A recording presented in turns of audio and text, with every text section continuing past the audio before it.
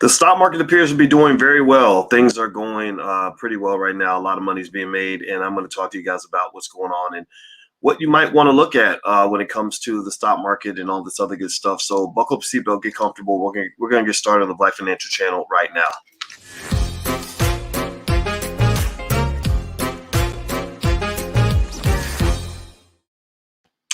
Hey, what's going on, guys? Welcome to the Black Financial Channel. That's theblackfinancialchannel.com. My name is Dr. Boyce Watkins. I'm your friendly neighborhood finance professor.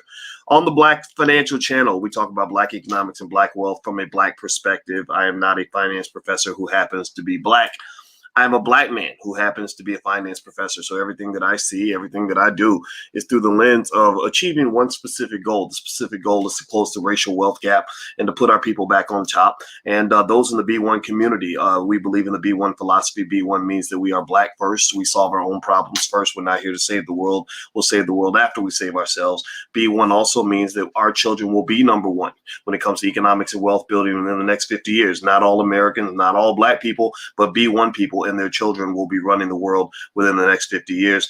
B1 also means we understand we must be one in order to be successful. So that means that we have to find ways to build healthy relationships with each other so that we can build businesses together and build communities together and start schools together. If you agree with that philosophy, put a hashtag B in the number one in the chat, hashtag B1. Also hit the thumbs up button. Everybody right now, please take 1 second, hit the thumbs up button and then put a B1 in the chat. Let me know if you can hear me okay. Let me know if you can hear me. I totally forgot to connect my microphone and I don't know if you guys can hear me well enough or not. Last night I was messing around on I was playing Call of Duty Warzone and answering questions. Sometimes I play Warzone and I talk to you guys about stocks or whatever while I'm playing video games. That's how weird I am, but just accept the fact that I'm a weirdo and I'm proud of it. And I disconnected my mic. So give me a yes in the chat if you can hear me okay. Hello, Vincent and Lakeisha and Percy and Dante and Latira and Karan and everybody on Instagram. How you doing? All right, so let's get it cracking here. A lot of you are making money in the market now. The week started off kind of tough, and then because you had that big drop, big massive drop, several hundred points, and now everything's good, right? I'm gonna tell you, you can't appreciate the sunshine if you don't go through the rain. You can't. The bad times make the good times feel good, right? The bad times are what you need in order to enjoy the good times. So in the market, you had some downs. But the downs tend to be followed by big ups. And I mentioned to you guys earlier this week. Remember, I was telling you this week. I said, look, I know your feelings are hurt. You're a little bit sad because your bank account's kind of getting its butt kicked right now.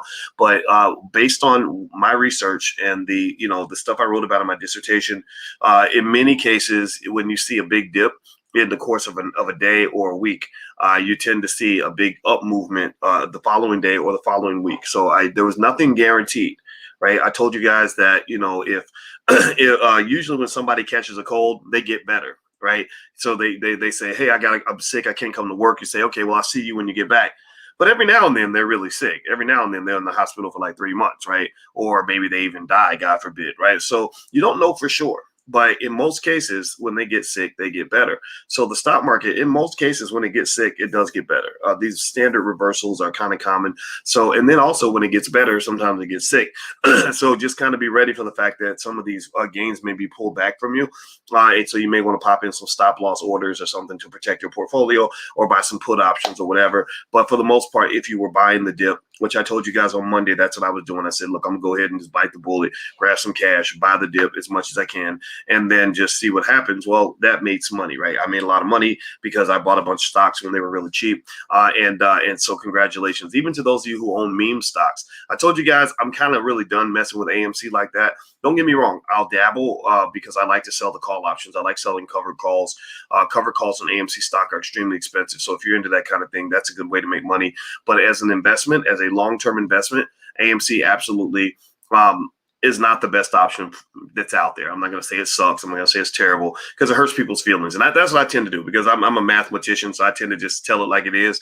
Sometimes I hurt people's feelings. My wife helps me understand that because she's an empath and a social worker. So she brings out my more sensitive side. So I'm trying to be more sensitive and say, look, I'm not saying the AMC sucks. If you're an AMC ape and you done fell in love with the company and you think y'all going to get married and AMC's your ride or die chick, then by all means be Bonnie and Clyde, run off into the sunset. I hope you make $1 trillion. But let me just just remind you that the fundamentals are not really there. AMC is literally a company that has a fundamental value of about a penny. That stock is worth about a penny. So just know that when you're buying it with the hope that other people will keep buying it, because if they stop buying it, then that's going to kill the stock price. Okay. So anyway, with that being said, what else is going on with the market? Right now, there's a lot of confusion about what's going to happen with this virus, whether this Delta variant is really going to be serious or not serious, and that kind of tends to be the conversation among the experts right now. It's like, what's this going to mean? Is this going to lead to a shutdown? They're not, and we don't know right now. Like FDR always said, what is it? The only thing we have to fear is fear itself, or something. Well, the most uncertain thing in the world is uncertainty itself. So not only do you have uncertainty, but you have uncertainty about your uncertainty. That's statistically speaking, that's kind of a like where you measure things like, I don't know if for statisticians in the room, you might know this as the mean and the standard deviation and all that, right? And not to get too complex, but there's actually a standard deviation of the standard deviation. There's actually a mean of means, right? And so what that means is that you're not only are you not sure, but you're not even unsure about what you're unsure about. Right? You have the known, the unknown, and the unknown unknowns. Like Franklin in the show Snowfall. Not only does Franklin know that his future is uncertain, but he doesn't even know where the uncertainty is coming from. He doesn't know if it's because the cops are going to come get him. He's a drug dealer, by the way. He doesn't know if the cops are going to come get him. He doesn't know if one of his homies is going to betray him. He doesn't know if he's going to get killed by a rival gang. He doesn't know, right? So you have uncertainty, but you have uncertainty about the uncertainty. And that's what's happening right now, is that a lot of people just don't know what's going to happen with this Delta variant. A lot of that won't get answered until school starts. If they start shutting down schools, that's going to kill your stock prices, because that means people can't go to work, which means companies will lose money, right? So, in fact, if the Olympics makes some stupid announcement like, we decided to cancel everything because this variant is out of control, well, then that's going to kill your stock prices too. Personally, I think they're overreacting, not because it's not real, but because I think that it's manageable. To me, the question is, if somebody does go out and something happens, is there a good hospital they can go to, and do they have a reasonable chance to survive? The answer is yes and yes. I haven't heard anything or seen anything anywhere about major cities where they don't have enough hospital beds to help the people that get sick. I also am not seeing a high death rate. They're not talking about it. Death is a great way to sell newspapers. So if there was death, then they would have talked about it. They didn't talk about it. When all those Republicans had those events, I was watching the data just to see how many of these old, sick, fat Republicans are going to die because they're all having these parties and these get-togethers. I said, well, if what they're saying is true, then you should see them dropping like flies. You should hear about a new Republican dying, 2 of them per day for like a month, right? That's what I was looking for, right? I was looking for the death, not because I'm a cynical asshole, but because I really am trying to find the truth. That's it. I don't trust these people. They lie, right? Well, anyway, when that all went down and all of them survived, including the fat guy in the White House, I said, well, shit, man. I'm not saying it ain't nothing. I'm just saying maybe it ain't what everybody's cracking it up to be. What's up, Chris? Give me 1 second, bro. So anyway, my homeboy Chris is here, so I don't have much time, but I just wanted to give you guys a briefing on what I'm seeing in the markets right now. So right now, things are looking really good. Let's see here. I'm looking here. Do me a favor, hit the thumbs up button if you haven't done it yet. According to CNBC, they said Tuesday was a textbook oversold bounce. That means that they oversold. They overreacted. Remember, I told you the market tends to overreact following Monday's collapse. Beyond short-term gyrations, however, for value and cyclicals to reassert leadership, we will need to see yields bottom and economic growth beat estimates. 2 things we think will happen. The bond market is having a lot of volatility right now. Stocks that would benefit most from a continued swift economic reopening are set to bounce again on Wednesday after rebounding from the Monday sell-off. Shares of Carnival went up. Las Vegas Sands went up. So cruise ships and casinos got hit the hardest. Airlines got body slammed. I bought some American Airlines. I made money on that investment almost immediately because I felt like that company's a solid company and it's going to do fine, and that was a temporary gyration. So when I see the market dip, my first question is it serious or is it something that looks transitory? It looked pretty transitory. That's why I bought. So anyway, I'm going to have to run, but I want to tell you guys about something new that we have just created. It is a new film that we just made. We have spent 2 years making this movie, and it's basically on how people build families and how you stay married. To be honest with you, I'm sick and tired of everybody getting all their relationship advice from people that got 18 divorces and 14 babies mamas and they hate black men and all this other stuff. You need to stop that. We need to stop this war. If I was a white supremacist and I wanted to destroy black people, you know what I would do? You know what I would do? I would spend all my energy convincing the black man to hate the black woman. If I do that, then that means the black man will only show up to the black woman long enough to have sex with her and to get her pregnant. And then he's going to run off into the woods to go get somebody else pregnant, like an animal, like a goddamn animal. So if you want to know where I am, and I'm just being 100% honest with you guys, I'm sick of it. I think it's stupid. We cannot hate our women. Women, ladies, stop hating your men. Get your damn therapy so you can get over your daddy issues, so you can learn how to love a man properly. The man I'm about to go in here and meet with, and you guys are going to meet with him. He's my homeboy. Our families get together and we do things together, and I love this guy immensely. His name is Chris Davis. Chris Davis is arguably the world's leading expert on automation, on business automation, on how to build a business that scales to make millions of dollars based on computer automation and technology. Same thing they're doing in Silicon Valley. Same thing that the Zuckerbergs know. Same thing that that these multi-billion-dollar companies are doing. He helps companies do that. So he and I are going to go in here and talk shop and talk business. Let me tell you why we're talking business and how this works.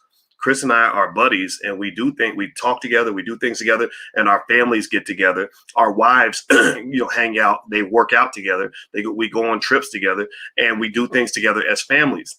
So that's a deeper connection than just I know you, we're doing business together. It's all about family, y'all. I'm telling you, it's all about family. So what I did was we made a film called Till Death Do Us Part. Tiara KJ Williams is the director. She's aka Miss Black Hollywood. She's an excellent director. She's done a lot of great films that have done really well in the B1 community. She got a bunch of couples that have been married no less than 30 years. She got couples that could show and prove that they actually know how to do this thing, not people that could just yap and sound good about relationships, with people that actually did the work to put in 30 years, 35 years, 40 years, etc. And she said, drop the knowledge on the community.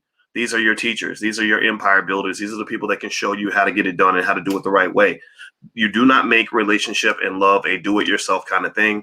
You want it to be something that you get help on. So that's what this film's all about. It's called Till Death Do You Part. And I'm so concerned about what I'm saying that I want to show this film for free. I know Tariq's movies cost money. Other people's movies cost money. No disrespect. Those are great films. You should see them all. But this film will cost you nothing. You just have to show up and pay attention. And so the film is called Till Death Do Us Part. We're going to show it on Thursday night at 8 p.m. for free. I want you, if this resonates with you, please go to tell your family, share this video. The URL is blackmovienight.net. That's where you register. It's right there on the screen, blackmovienight.net. We're going to watch the film, talk to the couple. It's a 6-week process. We broke it into 6 pieces. That's how serious I am about this thing. It's not just a film. It's going to be like a class. So we got 6 couples coming in to really give y'all the honest game. These are not, they're not flashy. They're not going to show up on the internet with a Lamborghini. They're not doing like selfies, trying to look good, trying to do thirst shots. You know what they're doing? They're working on building their family and their family empire. That's what they're doing. So people like that, the real heroes in your community, are not loud.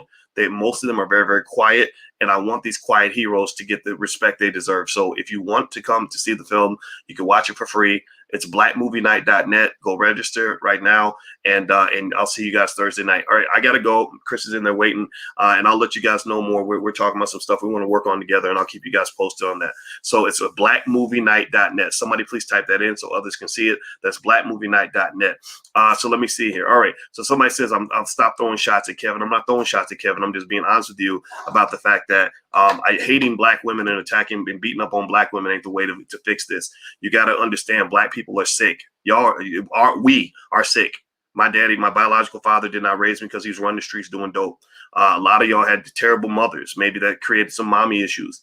Anything that starts with how terrible black women are or how terrible black men are, that ain't healthy, y'all. So I'm sorry. I'm not throwing shots at nobody, but there's a difference between quality support versus trying to be entertaining and getting likes and views. Remember, every time you cut somebody out and tell this lady she gonna die alone just so you can get 1 million views on your video, that lady might go home and slit her goddamn wrists. And if she goes home and kills herself because you've convinced her that she's gonna die alone, she trusted you to give her advice, and you done told her she's gonna die alone, and she goes home and kills herself, well, that blood's gonna be on your hands, bro, because there's a nicer way you could have said that. A nicer way. All of us have weaknesses. All of us have issues. All of us have problems. And the last thing I really want to do is sit there and tell you that because you got this deficiency that may not even be your fault. It may be because your mama was on crack and your daddy went to jail. The last thing I should be telling you is that you're going to die alone. So that's my 2 cents. That's just what I'd say. I cannot do anything other than to be honest with you guys. And that's just what it is. So blackmovienight.net. I got to go. I'll see you guys soon. Have a good day. Take care. I'll check back in a little bit later. Peace.